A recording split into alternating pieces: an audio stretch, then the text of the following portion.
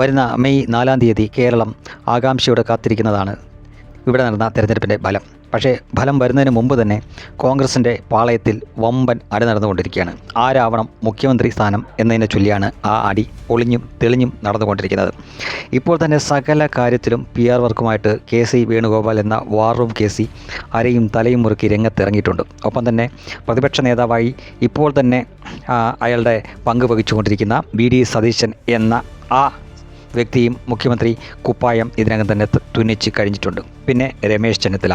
ഒരുപക്ഷെ ഇവരൊന്നുമല്ലാതെ മറ്റൊരാളെ ഡൽഹിയിൽ നിന്ന് കെട്ടിയിറക്കാനും മതി. എന്തായാലും കോൺഗ്രസ് പാളയത്തിൽ വലിയ പട നടന്നുകൊണ്ടിരിക്കുകയാണ് എന്ന കാര്യത്തിൽ ആർക്കും തർക്കമില്ല.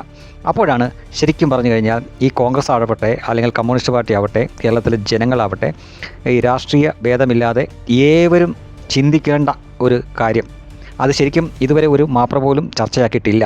അതെന്തുകൊണ്ട് ചർച്ചയാക്കുന്നില്ല എന്നത് വളരെ അത്ഭുതകരമായിരിക്കുന്നു. കാരണം കേരളത്തിൽ ജനാധിപത്യ രീതിയിൽ തിരഞ്ഞെടുക്കപ്പെട്ട മുഖ്യമന്ത്രിമാരുടെ ലിസ്റ്റ് നമ്മളൊന്ന് പരിശോധിച്ചാൽ അവിടെ ഇനി ഹിന്ദുക്കളുടെ കാര്യം പറയുകയാണെങ്കിൽ ബ്രാഹ്മണൻ മുതൽ ഈഴവൻ വരെയുള്ളവരുണ്ട്.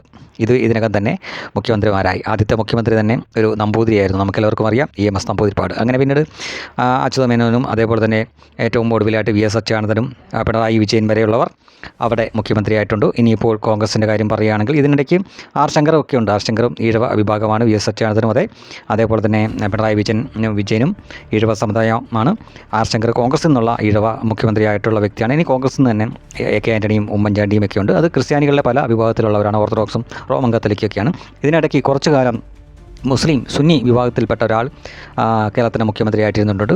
അങ്ങനെ നോക്കിക്കഴിഞ്ഞാൽ ഈ ജാതിയോ മതമോ ഒക്കെ വെച്ച് നോക്കിയാലും വിവിധങ്ങളായിട്ടുള്ള ആളുകൾ ഇവിടെ കേരളത്തിൻ്റെ മുഖ്യമന്ത്രി പദം അലങ്കരിച്ചിട്ടുണ്ട്. പക്ഷേ ഇന്നേ നാഴിക വരെ ഒരു പട്ടികജാതിക്കാരൻ കേരളത്തിൻ്റെ മുഖ്യമന്ത്രിയായിട്ടില്ല. എന്തുകൊണ്ട് ഇത്തവണ ഒരു പട്ടികജാതിക്കാരൻ കേരളത്തിൻ്റെ മുഖ്യമന്ത്രി ആയിക്കൂടാ?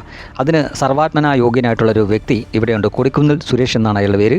അദ്ദേഹം ഇതിനകം തന്നെ നിരവധി തവണ തുടർച്ചയായിട്ട് MP ആയിട്ട് ജയിച്ചുകൊണ്ടിരിക്കുന്ന വ്യക്തിയാണ്. ഒരുപക്ഷേ കേരളത്തിൽ നിന്നും കോൺഗ്രസിൽ നിന്ന് ഏറ്റവും കൂടുതൽ തവണ MP ആയിട്ട് ജയിച്ചു പോയി ഏറ്റവും കൂടുതൽ കാലം MP സ്ഥാനത്തിരുന്ന ഒരു വ്യക്തി എന്ന് പറയാൻ പറ്റുന്ന ഒരു വ്യക്തി തന്നെയാണ് ഈ കൊടിക്കുന്നിൽ സുരേഷ്. അദ്ദേഹത്തിന് വളരെയേറെ അനുഭവമുണ്ട്, അനുഭവ സമ്പത്തുണ്ട് എന്ന കാര്യത്തിൽ ആർക്കും തർക്കമൊന്നുമില്ല. അപ്പോൾ അങ്ങനെ ഒരു വ്യക്തിയെ എന്തുകൊണ്ട് കേരളത്തിൻ്റെ മുഖ്യമന്ത്രി ആയിക്കൂടാ? അദ്ദേഹമാണെങ്കിൽ പട്ടികജാതിക്കാരനാണ്. തീർച്ചയായിട്ടും അദ്ദേഹത്തിന് കോൺഗ്രസ് കൊടുക്കുന്ന സീറ്റ് സംവരണ മണ്ഡലമാണ്. അവിടെ നിന്നാണ് അദ്ദേഹം സ്ഥിരമായിട്ട് ജയിച്ചുകൊണ്ടിരിക്കുന്നത്. അപ്പോൾ അടുത്ത മുഖ്യമന്ത്രി എന്തുകൊണ്ട് കൊടിക്കുന്നിൽ സുരേഷ് ആവുന്നില്ല എന്ന് ഒരു കാതലുള്ളൊരു ചോദ്യം തന്നെയാണ്. കാരണം ആ ചോദ്യം ചോദിക്കേണ്ടത് രാഹുൽ ഗാന്ധി എന്ന ഇന്ത്യൻ പപ്പു നയിച്ചുകൊണ്ടിരിക്കുന്ന കോൺഗ്രസ് പാർട്ടി ആ ചോദ്യം അർഹിക്കുന്നുണ്ട്. കാരണം തൊട്ടതിനും പിടിച്ചതിനുമെല്ലാം ജാതി അന്വേഷിക്കുന്ന വ്യക്തിയാണ് രാഹുൽ ഗാന്ധി എന്ന പപ്പു. അയാൾ ഈ അടുത്തിടെ എയിംസിൽ എത്ര പട്ടികജാതി ഡോക്ടർമാരുണ്ട് എന്നതിൻ്റെ പോലും കണക്കെടുത്താണ്. അങ്ങനെ ഒരു വ്യക്തി എന്തുകൊണ്ട് കേരളത്തിൽ ഒരു പട്ടികജാതിക്കാരനെ മുഖ്യമന്ത്രിയാക്കുന്നില്ല എന്നൊരു ചോദ്യം കോൺഗ്രസിനായിട്ട് ചോദിക്കേണ്ട കറക്റ്റ് സമയമാണിപ്പോൾ. കാരണം അതിന് യോഗ്യനായിട്ടുള്ളൊരു വ്യക്തി ഇപ്പോൾ നിലവിലുണ്ട്. അദ്ദേഹമാണ് പതിറ്റാണ്ടുകളായിട്ട് MP സ്ഥാനം അലങ്കരിച്ചുകൊണ്ടിരിക്കുന്ന വ്യക്തിയാണ്. അങ്ങനെ ഇന്ത്യ മുഴുവൻ അദ്ദേഹത്തിൻ്റെ സേവനം നടത്തിക്കൊണ്ടിരിക്കുമ്പോൾ അദ്ദേഹത്തിൻ്റെ കഴിവ് കേരളത്തിന് മാത്രമായിട്ട് കിട്ടിയാൽ അത് നമ്മൾ മലയാളികൾക്കൊരു ഭാഗ്യമല്ലേ? അതിനാൽ അടുത്ത മുഖ്യമന്ത്രി കൊടിക്കുന്നിൽ സുരേഷ് ആവട്ടെ.